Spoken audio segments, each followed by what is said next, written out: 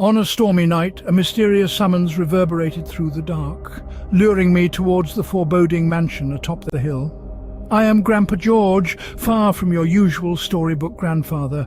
My life is a rich mosaic of adventures, crafted from decades of solving enigmas and deciphering intricate riddles. In the gloomy recesses of this mansion, a sinister murder story was unfolding, involving 4 suspects, each with their distinct motives and methods.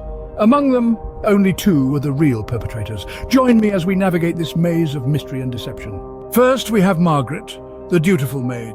This woman, with keys to every room, had unimpeded access to the mansion, including the locked study where the life of Mr. Blackwood was brutally snuffed out. Her motive? A promised inheritance that recently slipped through her fingers when Mr. Blackwood decided to rewrite his will. Next, we turn our gaze to Henry, the shrewd business partner. With his intricate knowledge of Mr. Blackwood's financial affairs, he possessed the ability to manipulate the business accounts. His motive, a business deal that had gone awry, leaving him teetering on the edge of financial ruin.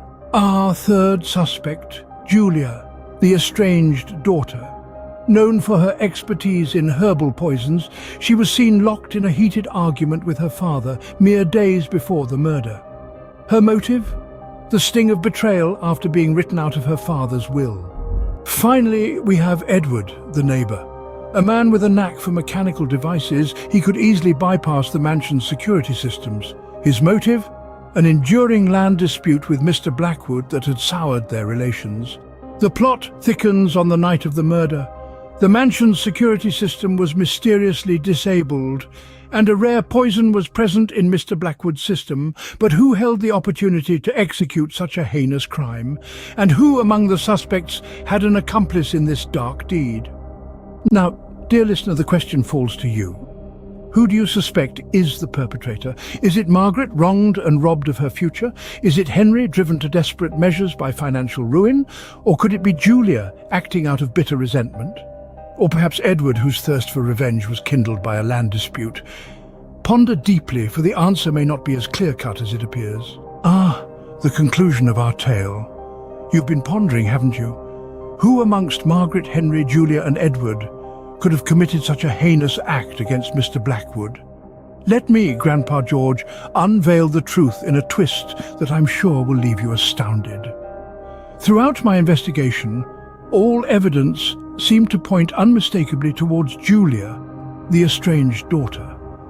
Her expertise in herbal poisons and her presence in the mansion shortly before the murder made her the obvious suspect. But as is often the case in such mysteries, the obvious choice is rarely the correct one.